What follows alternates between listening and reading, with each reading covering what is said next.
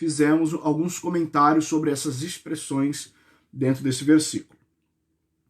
Então vamos para o versículo 4 do capítulo 1 de Apocalipse, que diz assim: João, às 7 igrejas que estão na Ásia, graça e paz seja convosco, daquele que é, que era e que há de vir, e da dos 7 espíritos que estão diante do seu trono.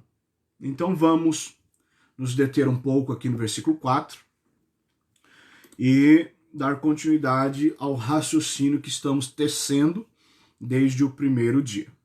Então, João, falamos já a respeito do evangelista, da autoria, e a gente vê quando fala João sem o acompanhamento de nenhum título honorífico que geralmente acompanhava os apóstolos, por exemplo, presbítero, ancião ou próprio apóstolo, não tem título algum, João, simplesmente. Então, isso indica que João era alguém muito conhecido, sua posição era reconhecida, então, por esse motivo, dispensava maiores apresentações. Quando falava João, todo mundo sabia quem era. Aqui João se referia, por mais que João fosse um nome comum, mas esse João era distinto. Então, a própria autoria do Apocalipse, por mais que um pouco questionada, mas nada que não tenha sido já superado, alguns não atribuem a autoria a João Evangelista, mas são mais fortes os indícios de que a autoria foi dele do que de não ter sido. Então, exegetas católicos e protestantes atribuem autoria, a maioria atribui autoria a João, sendo então o mesmo autor do Evangelho e das 3 epístolas que levam o seu nome. E alguns teólogos, alguns pais da igreja, que também aferiram a autoria do Apocalipse a João, como Irineu, Policarpo, Clemente de Alexandria, Tertuliano de Cartago, Orígenes de Alexandria, Hipólito de Roma, Basílio, Atanásio, Ambrósio, Cipriano, Agostinho, Teófilo de Antioquia, Jerônimo. Então, a maioria atribuiu a autoria do Apocalipse a João, o evangelista. E por isso, no versículo 4, não acompanha o seu nome nenhum título para discriminá-lo de alguma outra pessoa. Então, João era suficiente para que qualquer um soubesse que se tratava desse João, do evangelista. Então, diz João, as 7 igrejas. Então, as 7 igrejas que estão na Ásia. Graça e paz seja convosco. Então, as 7 igrejas. Obviamente, também não havia apenas 7 igrejas na Ásia, e aqui nós não estamos falando do continente asiático. Nós não estamos falando do continente asiático, porque naquele período apostólico, a Ásia, o continente asiático, não era conhecido totalmente. Então, a Ásia se referia a uma determinada região, era chamada Ásia proconsular. Então, 7 igrejas que seriam as mais relevantes e simbólicas, a sua simbologia. Claro que as igrejas eram literais, mas a intenção aqui também era usar da figura dessas igrejas para descrever a história da igreja desde o seu nascimento. Quando nós formos falar das igrejas, então a gente entra em mais detalhes. João, as 7 igrejas que estão na Ásia. E 7, meus irmãos, o número 7 na Bíblia, a temática do número 7 na Bíblia é muito extensa, é extensiva, é elástica. Nós poderíamos fazer, sei lá, 2 lives só para falar a respeito da importância do número 7 na Bíblia Sagrada. Todos os povos antigos, sobretudo os do Oriente, tinham esse apego aos valores numéricos. Os números sempre tiveram assim, uma relevância muito grande. E na prática do judaísmo, não se denomina atribuir valores a números e números a palavras e fazer conexões de significados. Nós não chamamos de numerologia. Numerologia é uma prática de adivinhação, portanto é condenada na Bíblia como qualquer outra. Nós não falamos de numerologia, nós falamos de gematria. E gematria é um método hermenêutico, não é adivinhatório, é interpretativo. É o método hermenêutico de análise de palavras bíblicas, mas somente em hebraico, porque há valores numéricos definindo cada letra hebraica. Então, por isso, os números sempre tiveram uma importância e significados importantes para os povos do Oriente, e dentre os quais Israel se enquadra. Então, a gente, para não se deter muito nisso, mas é importante ressaltar esta questão do número 7, que com certeza era considerado sagrado pelos hebreus, porque é o número da aliança entre Deus e os homens, sobretudo entre Deus e a igreja. A gente vê que foi o 7º dia santificado, a circuncisão de um homem judeu era feito após, né, o 7º dia. Todas as festas judaicas eram comandadas pelo número 7, ou multiplicado por 7. Todas as festas judaicas eram comandadas pelo número 7 ou algum múltiplo desse número. Então a gente vê o sábado, a Páscoa, a festa das semanas, o tabernáculo, a festa dos tabernáculos, o ano sabático, o jubileu, tudo comandado por cálculos múltiplos de 7. Então, a gente eu fiz uma pesquisa na Bíblia a respeito da importância e da presença desse número em alguns textos.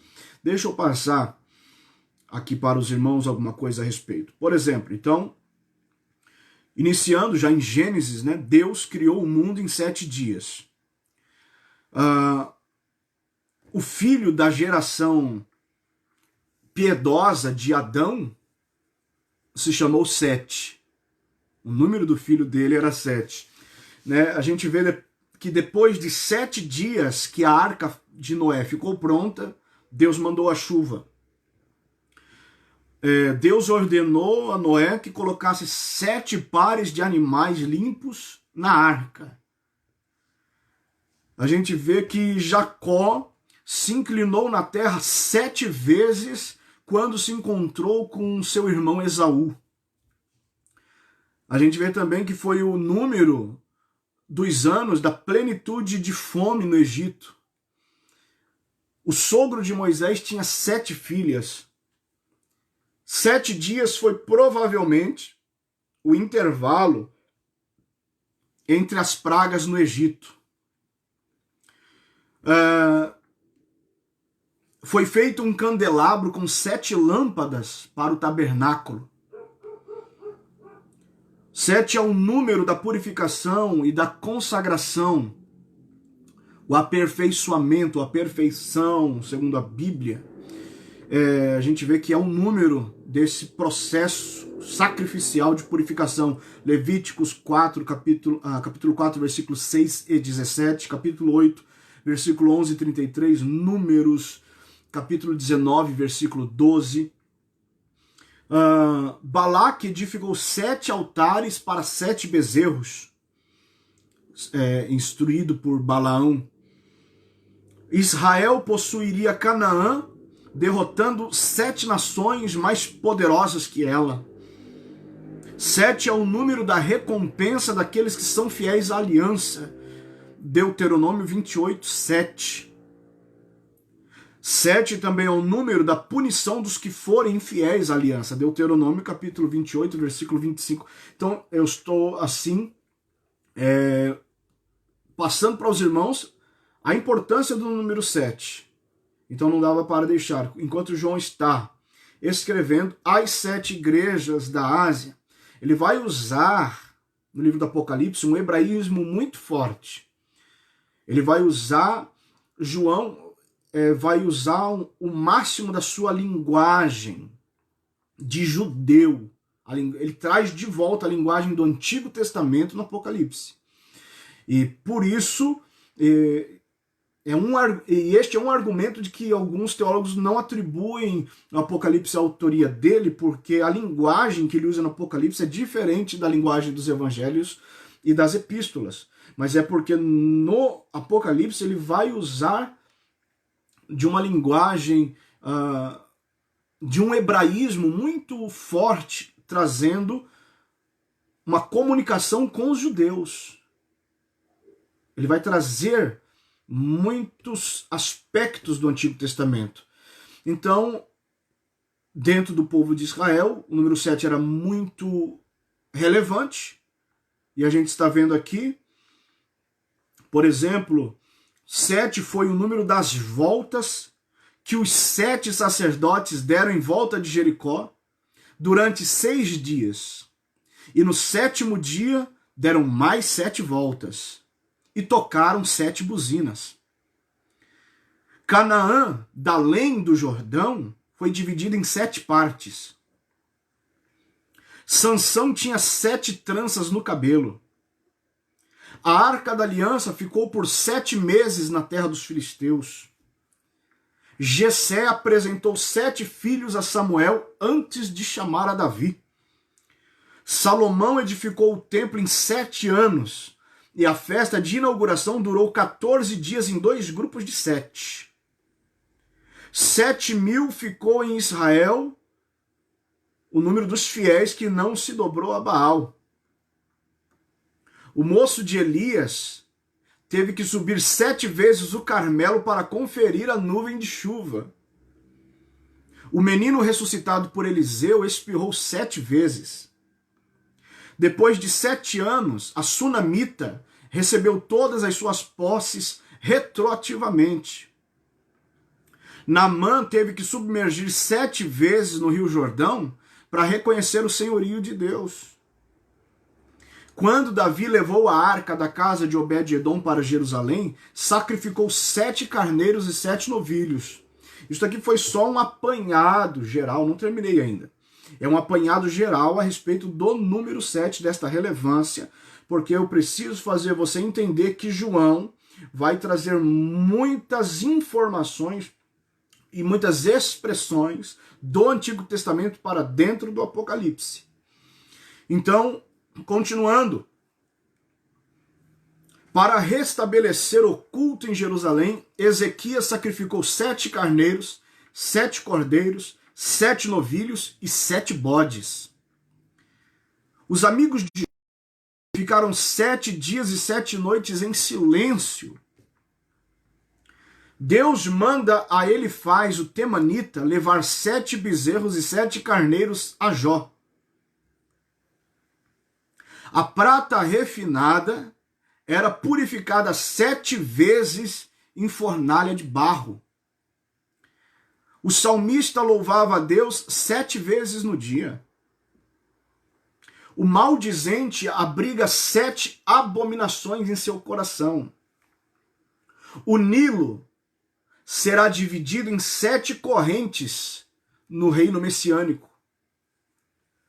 A luz do sol será 7 vezes maior quando o povo de Deus for restaurado, quando Israel for restaurado.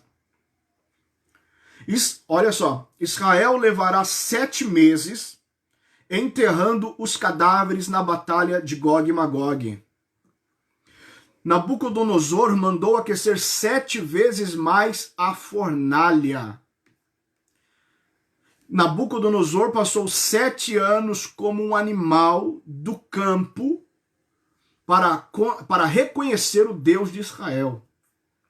Zacarias viu 7 olhos de Deus. Então, muitas informações a respeito do número 7 no Antigo Testamento. No Novo Testamento, a sua importância segue, não termina. Por exemplo, Jesus falou que nós devemos perdoar a quem nos ofende 70 vezes 7. Em Mateus capítulo 13, há 7 parábolas. Jesus multiplicou 7 pães na segunda multiplicação e sobraram 7 cestos cheios. Jesus expulsou 7 demônios de Maria Madalena. Na oração do Pai Nosso, há 7 petições. 7 foram as últimas palavras de Jesus na cruz.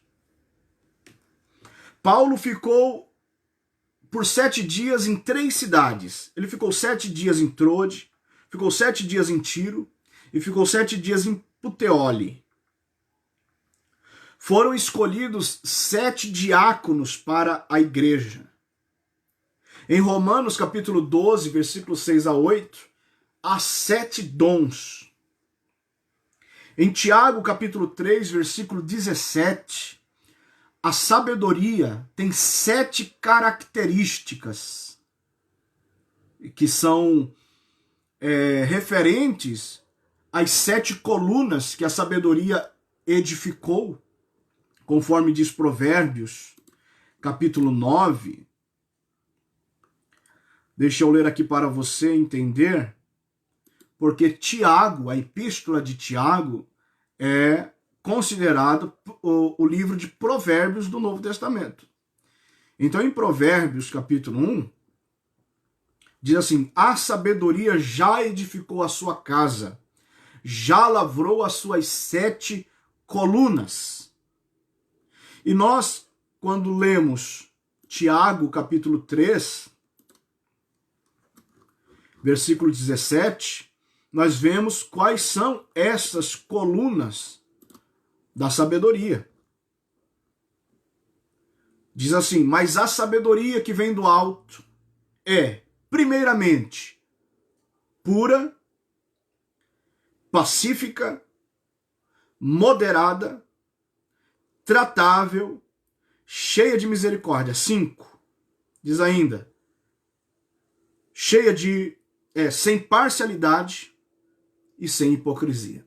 7 características da sabedoria que vem do alto, que são as 7 colunas que ela edificou conforme Provérbios capítulo 9, versículo 1. Então a gente vê a relevância do número 7 na Bíblia Sagrada. Foi só um apanhado que eu fiz de alguns textos e de passagens que são mais conhecidas e importantes. Então a gente vê algumas conexões. Por exemplo, Nabucodonosor mandou aquecer a fornalha 7 vezes. E a Bíblia diz que, em Salmos número 12, versículo 6, que a prata era refinada 7 vezes. Então, nisso a gente vê que Deus permitiu Nabucodonosor aquecer a fornalha 7 vezes mais, para que em uma vez só, em uma fornada, os jovens hebreus, Azarias, Ananias e Misael, fossem purificados. Então Deus estava no controle, Deus estava cuidando dos seus servos. A fidelidade de Deus estava no controle. Não era Nabucodonosor que estava no controle. Então, tanto que depois, como justiça de Deus, ele passou 7 anos cometido por uma doença chamada licantropia, e ele passou 7 anos no campo, totalmente insano, até reconhecer a grandeza de Deus, o Deus de Israel. Então Deus estava no controle de todas as coisas, sempre esteve. Então, enquanto a fornalha de barro ela serve para purificar a prata, Deus estava permitindo os seus servos, aqueles 3 jovens, serem purificados como a prata. Assim é a nossa fé. A nossa fé também é purificada. E por isso, às vezes, nós passamos por algumas fornalhas, mas são permissões de Deus. São propósitos de Deus em nossa vida para qualificar a nossa fé. Então, vimos algumas passagens no Antigo Testamento. Depois, se os irmãos quiserem, eu não falei todas as referências por causa do tempo, mas todas as afirmações que eu fiz aqui há uma referência bíblica, tá certo?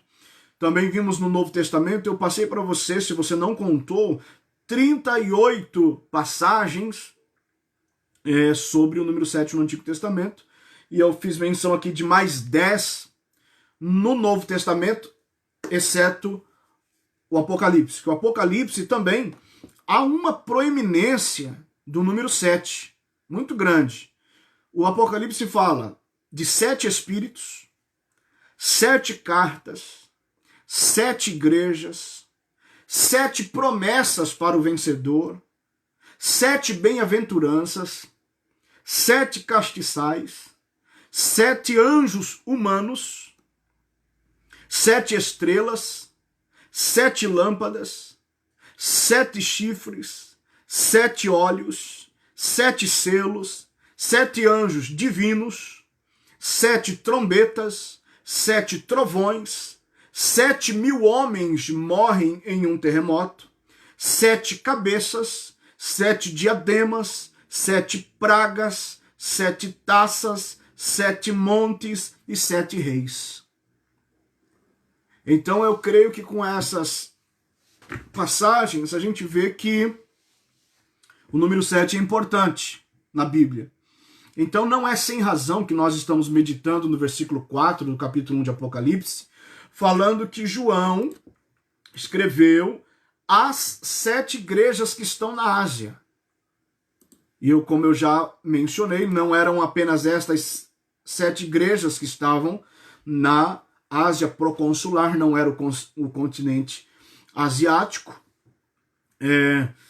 e era uma região da Ásia Menor.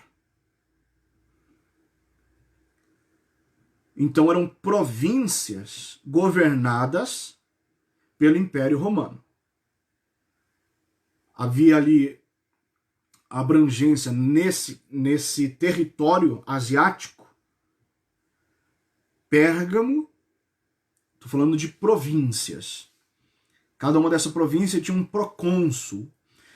Pérgamo, Lídia, Mísia, Cária e algumas partes da Frígia. Era esta a região. Quando no Novo Testamento menciona a palavra Ásia, é esta região. Uma Ásia proconsular, é uma parte da Ásia Menor, e que, lógico, está no continente asiático, que eu quero dizer que não é o continente. Então, até porque o termo Ásia Menor veio a ser usado só a partir do 4º século depois de Cristo. Então, os apóstolos nem utilizavam esta expressão. Tá certo? Então, nessas regiões tinha as províncias governadas pelo Império Romano, tinham algumas autoridades que eram chamadas de asiarcas, que eram pessoas da elite, aqueles que comandavam os jogos naquela região, que patrocinavam os jogos, organizavam esses jogos. Enfim, então era uma característica. A gente não tem a menção dentro das 7 igrejas, por exemplo, a igreja de Colossos, que foi muito importante, Mileto, Hierápolis, a igreja de Magnésia, foram igrejas sem dúvida importantes, mas por propósito divino, as cartas foram adereçadas apenas àquelas 7 igrejas que nós vamos falar no momento propício, quando o texto chegar a elas. Enquanto isso, nós estamos no versículo 4 do capítulo 1. E ele cumprimenta a igreja usando 2 expressões também muito importantes: graça e paz. O apóstolo Paulo usou esta saudação em todas as suas epístolas, graça e paz, exceto nas epístolas pastorais. Era uma forma que o apóstolo Paulo cumprimentava as igrejas. Eu quero lembrar que o apóstolo Paulo foi o apóstolo dos gentios. Paz seja convosco era comum entre os judeus. Cumprimentar com a graça, isto foi implantado por Paulo às igrejas gentílicas, para que houvesse uma conexão, um cumprimento cristão também entre eles. Então, para não haver nenhuma confusão e alguém pudesse achar que Paulo estava formando alguma outra igreja, ele juntou a expressão paz, que era característica dos judeus, com a expressão graça, que é característica da igreja gentílica, e uniu graça e paz. Então, em todas as epístolas que Paulo escreveu, exceto as 2 a Timóteo e a Tito, que são as 3 cartas pastorais, ele usou essa expressão graça e paz, que é uma forma de identificação dos cristãos. Graça e paz da parte de quem? Uma vez que nós não temos paz e graça de nós mesmos. Nós não somos fonte de paz. Nós não somos fonte de graça. Nós precisamos de alguém que nos forneça. Tem que ser da parte de alguém, e certamente esse alguém não é humano, porque homem algum produz paz ou graça. Cristo é a fonte da nossa paz. Por isso ele vai cumprimentar a igreja, as igrejas da Ásia, usando esta expressão. Olha só, João, as 7 igrejas, ele está adereçando aí está craseado, está dizendo que é em direção a elas. As 7 igrejas que estão na Ásia, graça e paz seja convosco, da parte daquele que é, que era e que há de vir. Então ele está agora revelando o autor da graça e o autor da paz. Não é ele que está levando a graça e a paz, uma vez que nós precisamos lembrar que ele está escrevendo cartas a igrejas que estavam sendo perseguidas.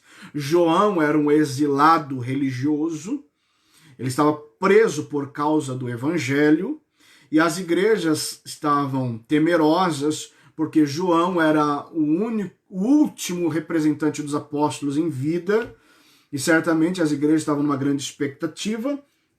Então ele vai, através das cartas, transmitir a graça e a paz daquele que é, daquele que era e daquele que há de vir. Essa expressão é, era e há de vir, ela repete no capítulo 11, no versículo 7, e no capítulo 16, no versículo 5. Se nós pegarmos o versículo 4 e o versículo 5 do capítulo 1, onde nós estamos meditando, nós vamos ver que esta saudação é em nome da Trindade. Percebam, leiam comigo o versículo 4 e o versículo 5, com bastante atenção. João, as 7 igrejas que estão na Ásia, graça e paz seja convosco da parte daquele. Então vai falar de uma pessoa que é, que era e que há de vir, e dos 7 espíritos que estão diante do trono, outra pessoa. Versículo 5, e da parte de Jesus Cristo. Então essa saudação às igrejas é em nome da Trindade. Aquele que é, que era e que é de vir, está falando do Pai. E da dos 7 espíritos que estão diante do trono, está falando do Espírito Santo.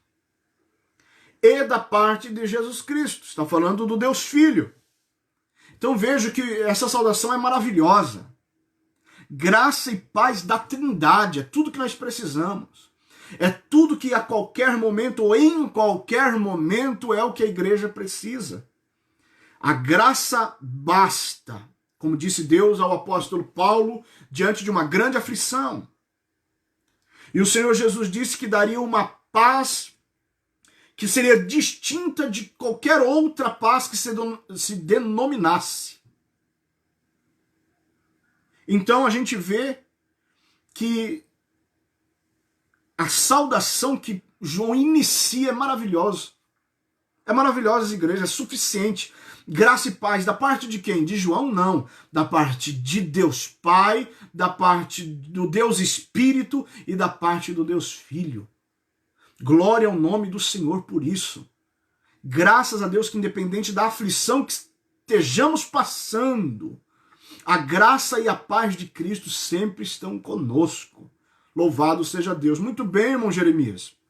Sim, Gênesis capítulo 4, versículo 15. Quem matasse Caim seria castigado 7 vezes. Há muitos textos sobre o número 7. Por exemplo, quem matasse Lameque seria vingado 70 vezes 7. Então há muitos outros textos que são relevantes com relação ao número 7, mas eu procurei trazer apenas alguns, até porque senão eu disse que a temática do número 7 na Bíblia, a gente pode fazer tranquilamente 2 lives resumidas para falar, com tempo apertado, para falar só do número 7. Então é muito importante. E ele vem trazendo aí essa saudação à igreja. Os irmãos tiverem alguma dúvida, podem perguntar.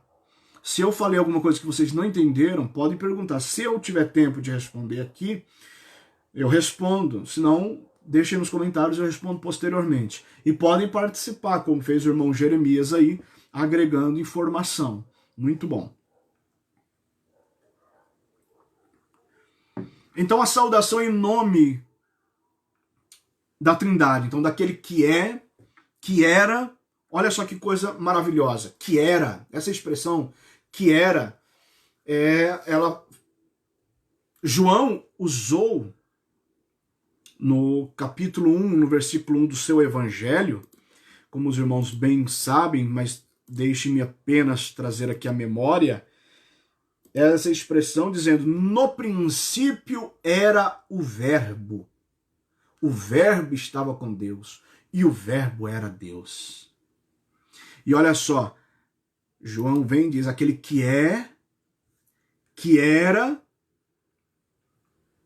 fazendo uma alusão a João, capítulo 1, versículo 1, falando que o Verbo era Deus. Então, também leva a Gênesis, capítulo 1, versículo 1, porque denota uma existência absoluta. Esse era denota uma existência absoluta. Esse era não está falando a respeito apenas de eternidade, mas de imutabilidade. Que Deus sempre foi. Quando a Bíblia diz, no princípio criou Deus, está falando do princípio das coisas que passaram a existir fisicamente. Porque, na verdade, Deus é o início do princípio. E quando falamos de Deus, falamos de 3 pessoas distintas em pessoas, mas a mesma na essência. Então, é uma paráfrase. Quando fala era, daquele que era, é uma paráfrase do nome impronunciável de Deus, segundo Gênesis capítulo 3, versículo 14. Quando Moisés pergunta o nome de Deus, para representá-lo diante de Faraó, Deus disse, eu sou. Eu sou é sempre presente. Eu sou, dizendo que Deus é que domina o tempo e não o tempo que domina Deus. Deus sempre é. Quando diz que ele era, é que ele não veio a existir. Quando no princípio ele estava lá, já como eu sou. Então, cada um desses três apelos, que é, que era e que há de vir, é tratado como um nome próprio. Eu disse que faz uma paráfrase a Êxodo 3,14 para fazer menção do nome impronunciável de Deus. Então, 7 espíritos, que é o Espírito Santo, e da parte de Jesus Cristo, que é o Deus Filho. Agora, veja bem, a narrativa bíblica, a Bíblia inicia sua narrativa em Gênesis 1:1, no princípio criou Deus os céus e a terra se forma vazia, o Espírito de Deus pairava sobre a face das águas. A Bíblia inicia sua narrativa, por mais que com a criação, a gente vê que há um curso, uma direção ascendente à criação. O que eu quero dizer com isso? Que a partir da criação, a humanidade, ao invés de subir, ela passou a descer por conta das transgressões, por conta do pecado. Então, Deus começa a criação e o homem vai declinando de sua posição de imagem e semelhança de Deus. Então está havendo uma descendência. O homem está descendo. Mas no Evangelho de João, a história começa a mudar. A partir de João 1:1, que faz um elo direto a Gênesis 1:1, e que se liga aqui o versículo 4 do capítulo 1 de Apocalipse, quando chega no Evangelho de João, dizendo que o verbo era Deus, e o verbo estava com Deus no princípio. Aí, meus irmãos, a história do princípio em João passa a ser ascendente. A partir do verbo, a partir do logos, a partir da palavra de Deus, que é o próprio Jesus, a humanidade foi resgatada da sua queda, da sua descendência, desde a criação. Porque a Bíblia diz que os céus estão em cima e o inferno está embaixo. E a Bíblia diz que a morada de Deus é nos céus. Então, se o homem estava descendo, ele não estava indo em direção a Deus. Ele estava sofrendo o preço do salário do pecado, que é a morte. Então, ele estava voltando ao pó. Mas veio Jesus para colocar o curso da história, o propósito inicial em dia. Então, é a mesma coisa que nós imaginarmos o avião que está tentando pousar, um pouso forçado, porque está com algum problema, e assim foi a história da humanidade desde Gênesis, capítulo 1, versículo 1, e quando chega em João, capítulo 1, versículo 1, o avião arremete.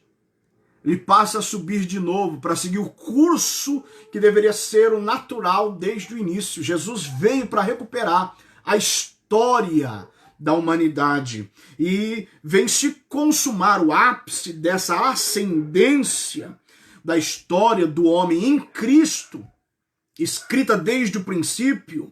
Ela vem se consumar no Apocalipse. O Apocalipse é a vitória da igreja. O Apocalipse é a vitória de todos aqueles que creram em Cristo, daqueles que creram no verbo que se fez carne e habitou entre nós e seguiu. Este é o objetivo do Apocalipse. Ele vai falar de juízo dos ímpios, de condenação dos ímpios, mas o Apocalipse, ele vem enfatizar, o Apocalipse capítulo 21 e 22 de Apocalipse vai falar da glória da redenção, da Jerusalém celestial, das moradas eternas de Deus, falar da glória da igreja glorificada. É assim que termina o Apocalipse. Essa é a importância do livro do Apocalipse. Não é falar das destruições, do que vai acontecer aqui em questão de 7 anos, não pode tomar toda a figura, toda a história do Apocalipse. Apocalipse fala da redenção da igreja ser arrebatada por Cristo Jesus nos ares. Então, quando fala daquele que era e que há de ser, está falando do autor da história. Está dizendo que não é qualquer um que vai dar a paz e a graça, é aquele que está no controle de tudo. A paz e a graça da parte daquele que é o único Deus. Por isso a igreja tem que descansar. As 7 igrejas que estão na Ásia são figuras, elas eram literais no tempo de João, para nós hoje são figuras da história da igreja desde o seu nascimento. Então, em todo o percurso que a igreja teve até aqui, desde que nasceu em Atos capítulo 2, então Deus cuidou dela com a sua paz e com a sua graça. A igreja nunca esteve abandonada, desamparada e não vai estar. Quando a grande tribulação começar aqui na terra, Deus vai retirar. Jesus Cristo vem buscar a noiva, porque a graça e a paz sempre estarão com a noiva. Da parte dos 7 espíritos. Então, como eu mencionei, 7 espíritos fazem menção ou referência ao Espírito Santo. Porque o 7, então, fala desse aperfeiçoamento, dessa plenitude, fala do auge, do trabalhar, da santificação de Deus em nós, para nos levar à estatura perfeita de Cristo. 7 fala porque Deus criou o mundo em 7 dias, então fala de uma obra perfeita, de uma obra completa, de uma obra suficiente. E por isso o Espírito Santo em Apocalipse é retratado como os 7 espíritos, que na verdade está falando da sua perfeição, da sua plenitude. Está falando, uma vez que o número 7 fala indica uma unidade, o Espírito, através da diversidade, daquilo que ele é e daquilo que ele faz. Há um teólogo que o chamou de Espírito sétuplo, fazendo menção aos 7 dons de Romanos, como eu mencionei, Romanos capítulo 12 e versículo de número... Deixa eu retomar aqui. Versículo 6 a 8, estou procurando para fazer uma leitura rápida. Romanos capítulo 12, versículo 6 a 8, fala de 7 dons do Espírito, que geralmente falar de dons do Espírito a gente só lembra de 1 Coríntios 12, daqueles 9 dons espirituais. Mas há mais dons espirituais na Bíblia, além daqueles. Veja bem, Romanos capítulo 12, versículo 6 a 8, a gente vê assim, olha, de modo que tendo diferentes dons, segundo a graça que nos é dada. Se é profecia, então é o primeiro dom. Seja ela segundo a medida da fé. Se é ministério, segundo dom. Seja ela em ministrar. Se é ensinar, terceiro dom. Haja dedicação ao ensino. Ou o que exorta, quarto dom. Use esse dom em exortar. O que reparte, quinto dom. Faça-o com liberalidade. O que preside, sexto dom, com cuidado. E o que exercita a misericórdia, sétimo dom, com alegria. Então são 7 dons que é dada à igreja pela graça, como a gente viu no versículo 6, de modo que tendo diferentes dons segundo a graça que nos é dada. Por isso são dons. Então é um ministério sétuplo do Espírito Santo, que com todos esses dons a igreja é cheia dele. Se houver estes dons na igreja, a igreja está na plenitude do Espírito. É isso que Paulo quis dizer mencionando ou fazendo menção da palavra plenitude do Espírito, está falando para nós termos todos os recursos que o Espírito Santo nos deu, ou nos tem à disposição. Quando ele faz menção da igreja de Corinto, na primeira carta, ele começa escrevendo, dizendo que não faltava dons espirituais à igreja de Corinto, fazendo referência aos dons do capítulo 12 da primeira carta, aqueles 9 dons espirituais. Mas a igreja de Corinto não era cheia do Espírito Santo, por mais que tinha todos os dons. E a gente vê que foi a igreja mais problemática da Bíblia, a igreja de Corinto. Porque faltou os 7 dons de Romanos 12. Porque daí ela seria coordenada. Faltava na igreja de Corinto quem tinha ministério, quem tinha ensino, quem tinha presidência, quem tinha exortação, quem tinha misericórdia. Faltavam esses dons. A igreja de Corinto só queria saber falar em línguas e profetizar. Então, ela estava incompleta e desequilibrada.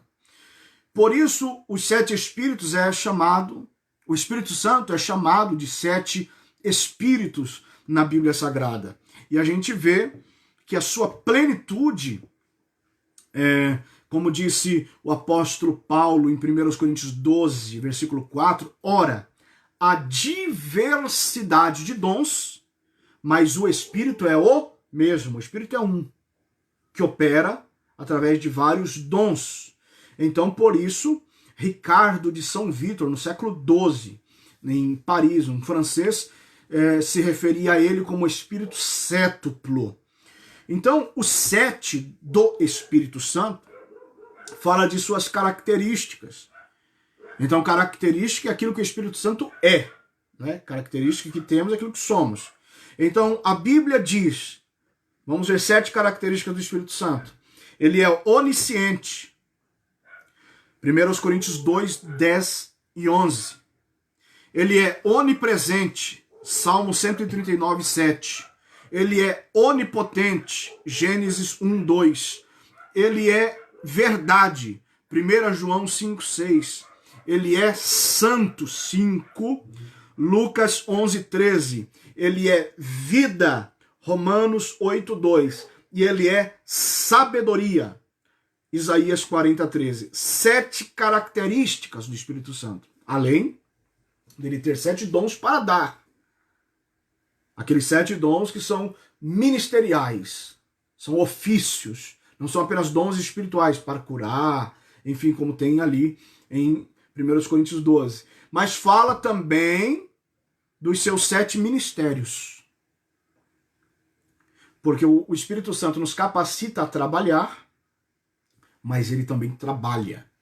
Deus, em si, em qualquer uma das 3 pessoas, sempre foi assim. Deus é assim. Ele só não manda fazer. Ele também faz. E eu sempre digo que Deus nunca vai pedir nada a ninguém que ele mesmo não tenha feito. Já tenha feito. O maior sacrifício que alguém possa fazer na terra, amando de Deus, Deus já fez. Deus sempre fez antes qualquer coisa que ele pedir para o homem. Qualquer coisa que ele pedir do homem, ele também já deu ao homem. Porque ele não é injusto.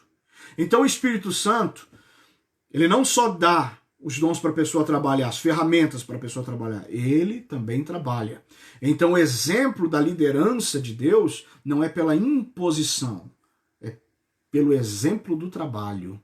Então o Espírito Santo ele tem 7 características, como eu mencionei. Ele tem os 7 dons para que a igreja seja organizada e faça tudo com ordem e decência. Mas também tem 7 ministérios.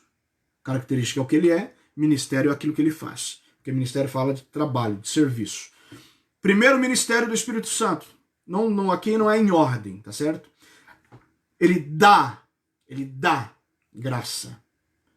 Hebreus 10, 29 e o Apocalipse 1, 4. Graça também da parte do Espírito Santo. Ele guia. Gálatas 5:18 é a segunda, né? Terceira, ele adota. Romanos 8:15. Somos filhos de Deus por adoção, e o Espírito de adoção é o Espírito Santo. Ele nos consola. João 14:26. Ele intercede. Romanos 8:26. Já são 5. Sexta, ele glorifica. 1 Pedro 4:14, Romanos 8:16, 17. E sétimo, ele mostra a verdade. João 16:13. 7 ministérios do Espírito Sétuplo. 7 características do Espírito Sétuplo. 7 dons do Espírito Sétuplo. Ele tem também os 9 dons espirituais em 1 Coríntios 12 e tem também 9 virtudes, diferente de dons. Dons é para trabalho, virtude é para o ser da pessoa, em Gálatas 5:22. Então, ser cheio do Espírito não é para a igreja, ir para a igreja e saltar e pular e glorificar e fazer acontecer só na hora do culto. Isso não é ser cheio do Espírito Santo. Pode fazer parte. Mas ser cheio do Espírito Santo é muito mais do que isso. Ser cheio do Espírito Santo é ter a plenitude do Espírito, como Paulo disse aos Efésios, não vos embriagueis com vinho que a contenda, mas enchei-vos do Espírito Santo. É porque o Espírito Santo tem muito mais do que uma emoção durante um culto para a igreja dele. O Espírito Santo tem muitos ministérios, o Espírito Santo tem muitos dons e o Espírito Santo tem muitas virtudes. Por isso é chamado de fruto singular do Espírito. Esse fruto tem 9 virtudes a serem conquistadas por nós. E por isso é um aperfeiçoamento. Por isso é o número 7. O 7 vai nos fazer plenos diante dos olhos de Deus. Então, meus irmãos, veja bem o que é a importância desta saudação. Eu só estou falando da saudação de João, a igreja de Apocalipse, capítulo 1, nós estamos no versículo 4. João, às 7 igrejas que estão na Ásia, mencionei quais são essas, mencionei o que é essa região, não falei ainda das 7 igrejas, porque eu vou falar no momento propício. Graça e paz da parte daquele que é, que era e que há de vir, Deus Pai. E elo de ligação, da parte dos 7 espíritos que estão diante do seu trono. Esses 7 espíritos foi também mencionado por Zacarias.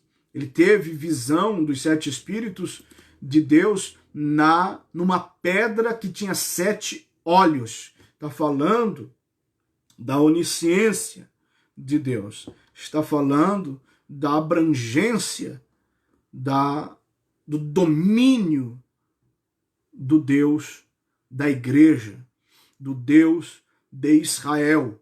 Então, queridos irmãos, esta expressão, este cumprimento, esta saudação precisa ser estendida a todos nós hoje. A igreja de Cristo hoje, que está temendo, que está muitas vezes duvidando de algumas coisas, que está muitas vezes perdendo a fé. O que será que vai acontecer? Como será que vai ficar depois? Meus irmãos, Jesus disse, basta cada dia o seu mal. A nossa esperança é Cristo. O apóstolo Paulo diz que nós temos que viver hoje como se Cristo viesse amanhã. Nós temos que estar preparados, nós temos que estar cheios desta graça. A palavra de Deus diz que esta graça é suficiente. Jesus disse, eu vos dou a minha paz. Jesus dá a paz dele. Ele é o príncipe da paz. Então a igreja de Cristo, ela é cumprimentada, ela é saudada com a graça e com a paz. Isto tem que ser suficiente para nós. Por quê? Porque não é a graça do apóstolo João, não é a paz do apóstolo João, não é a paz do pastor, não é a paz do líder. Como nós cumprimentamos, a igreja tem por hábito, algumas igrejas, de cumprimentar com a paz do Senhor. Não é nossa, nós não temos. Algumas igrejas cumprimentam desta forma, paz e graça, ou graça e paz, mas não é do homem, é de Deus. Isso tem que ser suficiente para nós. Somente esta saudação já tem que trazer paz. Não importa o que vai acontecer, meus irmãos, o que tiver que acontecer será por permissão divina, algumas coisas por permissão e outras coisas por propósito de Deus. Independente do que for, nada fugirá ao controle dele. Nós somos a noiva do Cordeiro, e noiva do Cordeiro é distinta do mundo. É uma nação que não era nação, é um povo que não era povo. Então nós somos uma nação santa. É um povo dele, povo seu, exclusivo, zeloso e de boas obras. Então nós não temos que ficar na expectativa do que vai acontecer com este mundo. Porque neste mundo, Jesus disse que teríamos aflições. Então vamos crer no cuidado soberano, zeloso e fiel. Fique firme com Jesus. Faça um concerto com Jesus. Renove as tuas alianças e os teus votos com Jesus. Se você está parado, se você está afastado, distanciado, a única esperança é você voltar para Jesus. Porque não espere que o mundo vai melhorar, porque não vai. Não espere que a paz de Cristo vai ser plena no mundo. Não vai. A paz de Cristo é plena na igreja. Não pensa que a graça de Deus será plena no mundo. Não será. A graça de Deus é plena para a igreja. Então, se você quer paz e graça, seja igreja. Entrega a sua vida para Jesus. Siga os caminhos do Senhor com propósito. Acima de tudo, ame a Deus. Coloque Ele como primazia na sua vida e não como uma segunda ou terceira ou talvez até quarta opção. Seja Ele uma prioridade na sua vida. E assim nós somos consolados desde sempre com a graça e com a paz do Senhor. Meus irmãos, em função do horário, eu não vou entrar aqui no versículo 5, tá bom? Vamos ficar hoje só no versículo 4, então. Como eu falei, 1 hora é pouco para a gente meditar, mas é muito importante que mesmo assim fiquemos 1 hora meditando. A gente percebe aí que pessoas entram na live, ficam um pouco e saem. Pessoas que vêm, ouvem 2, 3 minutos e vão embora, não permanecem. Não conseguem ficar 1 hora meditando nas Escrituras, aprendendo, ouvindo. Então, isso é muito triste, isso vai trazer uma carestia espiritual muito grande. É por isso que está profetizado uma fome, vai vir uma fome no mundo, que o profeta Amós diz que não é de pão e nem de água, mas fome da palavra de Deus. Então, meus irmãos, vamos aproveitar o tempo que temos para estar meditando na palavra de Deus, aprendendo e colocando a nossa vida nos caminhos do Senhor. Que Deus possa abençoar. Se alguém tiver alguma dúvida, pode comentar, deixe no comentário. Se quiser fazer alguma pergunta, pode ser também no privado. Eu não uso, volto a dizer, não uso Messenger no Facebook, eu uso apenas o WhatsApp. Falem comigo pelo WhatsApp, ali eu respondo. No demais, que Deus possa estar abençoando os irmãos e continuemos em oração, buscando a Deus na sua presença que é viva, que é verdadeira, e a sua graça que é real, e a sua paz que é verdadeira, em nome de Jesus. Irmão Christian, Deus abençoe, na paz do Senhor, está comentando ali, se quiser continuar, ficamos felizes. Eu ficaria feliz também de poder continuar, mas eu sei que há muitos que não podem se estender muito, e eu louvo a Deus por aqueles que iniciaram, estão encerrando conosco esta live, que a palavra de Deus possa ter agregado a você algum conhecimento e ter animado a sua fé e ter também renovado as suas esperanças. Que você possa também renovar os teus propósitos com Jesus. Vá o quanto antes para a Igreja de Cristo, continue seguindo os caminhos do Senhor. Querendo Deus, terça-feira que vem, voltaremos com